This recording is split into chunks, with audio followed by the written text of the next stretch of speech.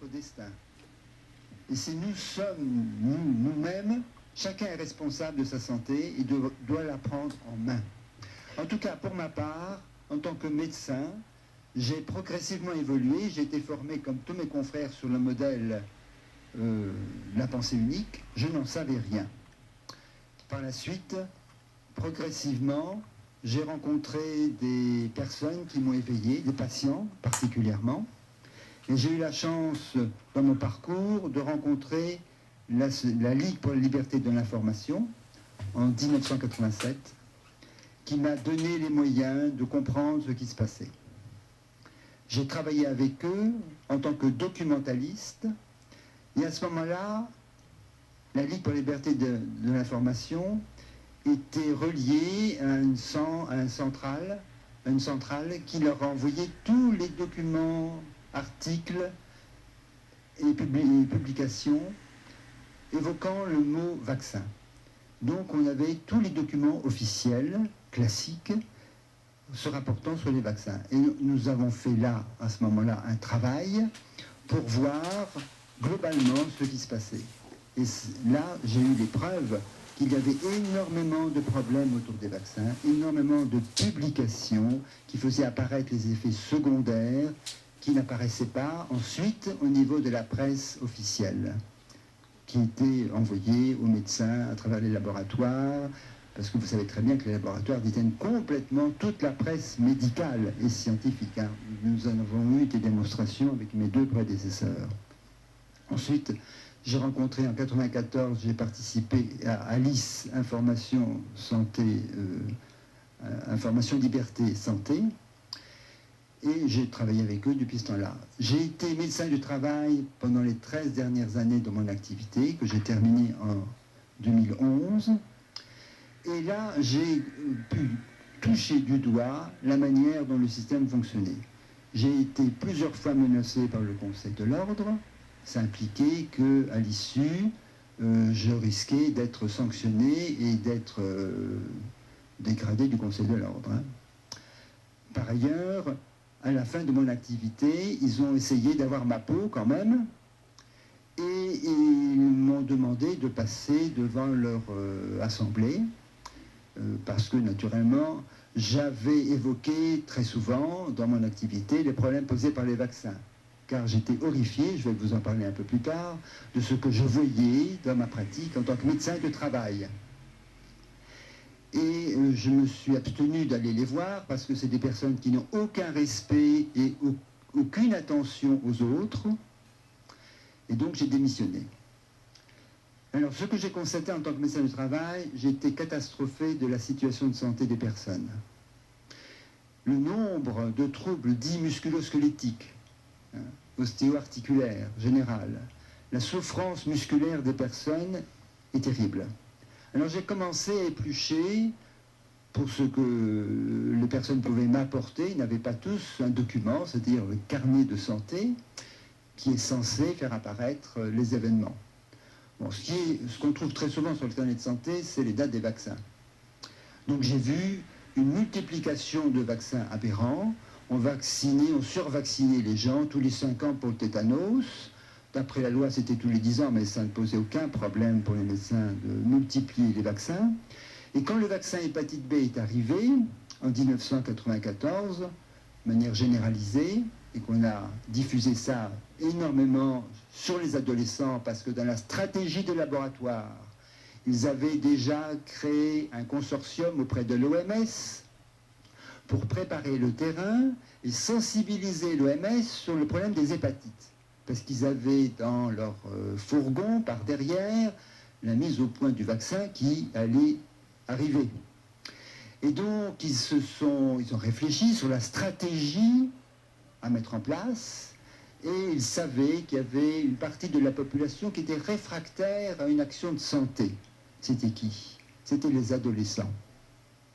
Donc, ils ont établi une stratégie de la manière suivante: si on arrive à voir les adolescents, on aura la population.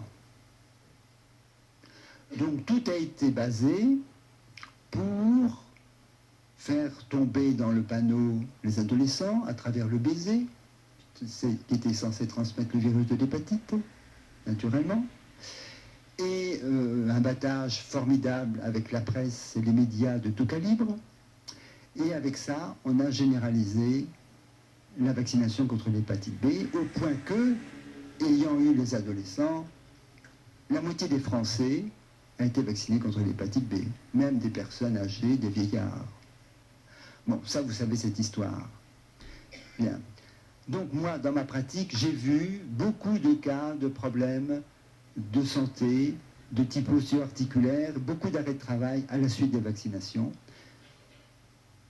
Pour valider à un moment donné mon activité en tant que médecin du travail, on m'a demandé de rédiger un mémoire pendant ma formation. J'ai rédigé un mémoire où je m'interrogeais, simplement, je m'interrogeais. Parce que j'ai suivi 57 éboueurs et rippers dans une communauté de communes et que j'ai pris en charge en 2001. Et donc en 2003, j'ai rédigé un mémoire dans la direction suivante. J'avais constaté que ces gens-là avaient une santé très malmenée, beaucoup d'accidents du travail, beaucoup d'arrêts de travail nombreux, certains presque une année. Et alors j'ai voulu faire une étude pour faire apparaître la situation qui me préoccupait énormément. De la manière suivante, j'ai fait un exhaustif de tous les vaccins reçus par chacun, et j'ai repéré donc les 10 personnes sur les 57 qui avaient le plus de vaccins reçus dans les dernières années, et les 10 personnes qui en avaient le moins. Et j'ai fait apparaître le nombre d'arrêts de travail, le nombre de maladies, de soins qu'ils avaient suivis, et la qualité, le type de maladies qu'ils avaient, parfois très lourdes et très handicapantes, certains opérés, etc. Et j'ai fait apparaître que ceux qui étaient le plus vaccinés avaient 3 fois plus d'arrêts de travail et d'interventions diverses sur leur santé que ceux qui étaient le moins vaccinés, les 10 personnes les moins vaccinées. Et quand j'ai présenté mon mémoire, à ce moment-là, mon directeur de thèse, à qui j'avais envoyé tous mes documents préalablement, n'était plus là. On m'a fait passer le dernier. Et à ce moment-là, on m'a injurié presque, en disant que c'était un mémoire déplorable, qui était très mal réalisé, qui n'apportait aucune preuve. Donc on m'a menacé, au fond, de ne pas me donner mon diplôme, j'avais encore 5 années d'activité, et qu'il fallait que je reprenne complètement, autrement, ce travail. Donc c'est pour vous dire que le système est pourri de bout en bout. Ce qu'il faut comprendre à travers le problème de la vaccination, c'est que le milieu médical actuel ne connaît rien de l'immunité. Les vaccins ont été mis en place par Jenner il y a 2 siècles, à l'époque de Hahnemann, ça a commencé. Ça a été repris en main de manière très péremptoire et violente par Pasteur qui a imposé le scénario. Mais ce qu'il faut savoir, c'est que ces gens-là n'avaient aucune notion des problèmes de l'immunité. C'est seulement, véritablement, au moment du sida, donc dans les années 1980, qu'on a commencé à découvrir l'ampleur et la complexité avec les cytokines, avec tous ces molécules complexes et les jeux entre les anticorps, les macrophages, les polynucléaires, etc., qu'on a commencé à ouvrir l'espace de l'immunité, comment ça fonctionnait. Mais encore ça, ce n'est qu'un tout petit bout. Ce qui est apparu ensuite aussi, peu après, à travers le travail sur le stress, c'est que l'immunité, c'est un axe très complexe, avec plusieurs niveaux d'interaction mutuelle. Le travail sur le stress, ça fait apparaître que l'immunité, c'est un axe avec une dimension psychique, neurologique, hormonale et biologique. Bon. On ne peut pas intervenir sur l'immunité sans qu'il y ait des contre-coups sur un des autres. Et comme le milieu vaccinalistes n'ont aucune notion de ces données de l'immunité parce qu'eux, ils n'ont qu'un critère. Et vous savez quel est ce critère? Il est très simple. C'est la présence d'anticorps ou pas. S'il n'y a pas d'anticorps ce n'est pas un bon vaccin, mais s'il y a présence d'anticorps, bien, tout va bien. On ne se préoccupe pas des effets secondaires. Généralement, ils étudient la tolérance du vaccin. Qu'est-ce que veut dire ce mot tolérance? Ce mot tolérance, il veut dire qu'on va regarder ce qui se passe dans les quelques jours qui suivent, lors des essais, ce qui se passe autour du vaccin. Si la santé, s'il y a des accidents, s'il y a des effets. Donc, on va regarder pour des molécules, des protéines qui sont censées avoir une action sur de longueur de temps de plusieurs années, 5 ans, 10 ans, on va regarder pendant 4 jours, au maximum, au mieux, 1 mois. Et le reste, ça part dans le désert, ça disparaît complètement. Est-ce que c'est honnête? Est-ce qu'il y a un sens? Quelle science est là-dedans? Il n'y a rien. Et quand je pense que nous sommes tous formés sur ce modèle et qu'on nous fait croire que tout est parfait et que c'est les vaccins qui ont fait disparaître les maladies, vraiment, il y a de quoi pleurer de prétendre que c'est une science. Il faut savoir qu'il y a une manipulation formidable à partir de la disparition de la variole. Je pense qu'ici, la plupart d'entre vous le savent, n'est-ce pas? Il y a eu, l'OMS a rendu un document en 1980, au moment où elle a décrété que la variole avait disparu, où elle a dit que la vaccination de masse avait marché dans un grand nombre de pays, mais que dans un certain nombre, ça n'avait pas réussi du tout. Et qu'à la suite de ça, ils avaient dû changer complètement de stratégie. De la manière suivante, c'est une forme de quarantaine, tout simplement, la stratégie qui a changé la donne et qui a réussi à éradiquer la variole, même dans les zones où on n'arrivait pas. Ce qui s'est passé, par exemple, en 1962 et qui a amené l'OMS à changer de stratégie, c'est qu'ils ont vacciné de masse en Inde. Et à ce moment-là, dans les années qui ont suivi, les 3-4 années qui ont suivi cette vaccination de masse, la variole a explosé. C'était une impasse totale. Donc, ils étaient obligés de faire disparaître le scénario et de changer de stratégie. Ils savaient que la variole n'est contaminante qu'après l'éruption de fièvre qui dure 2 jours. Quand les boutons apparaissent, à ce moment-là, il y a un risque de transmission important. Il n'est pas terrible, mais il est important.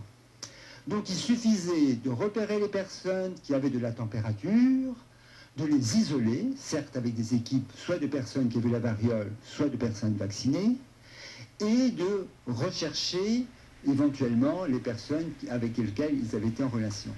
Bon, et c'est cette stratégie dite de surveillance, endiguement, c'est les termes de l'OMS, qui a réussi à juguler, à faire disparaître la variole.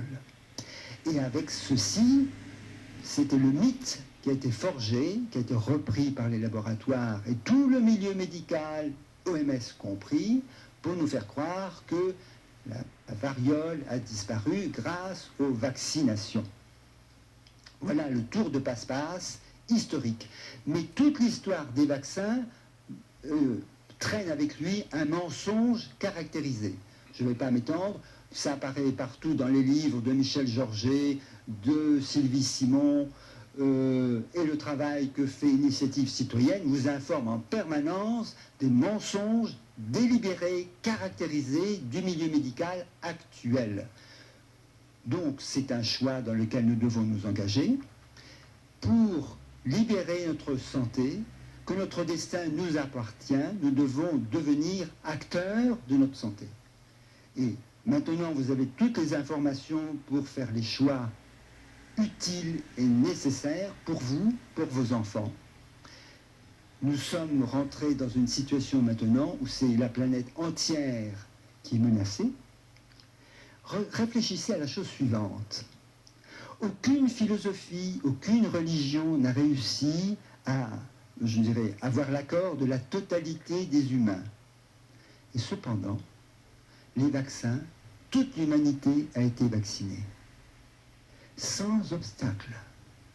Comment est-ce possible? Là, il y a vraiment un puits sans fond, n'est-ce pas? De voir, c'est une expérience à la 1000 grammes planétaire. Voilà ce que j'avais à vous dire. Le reste, vous savez, si vous voulez une information, il y a suffisamment de livres et vraiment Internet est formidable.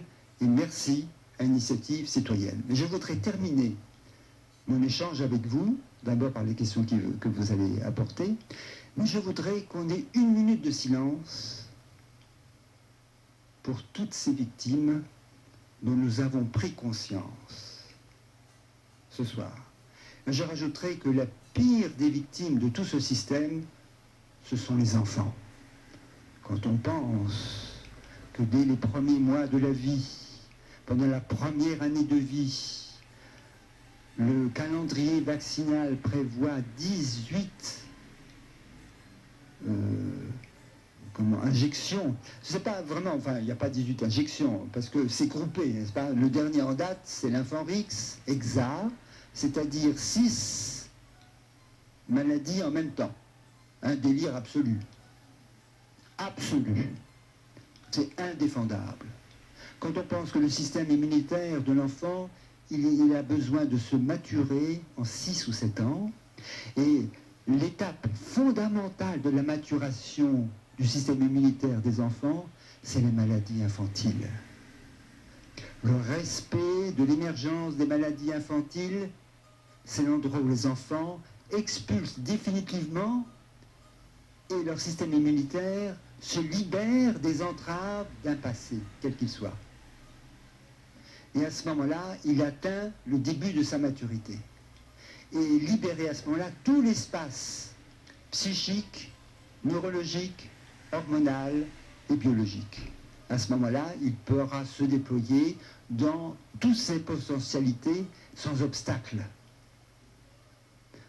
Donc, je pense particulièrement à la santé des enfants.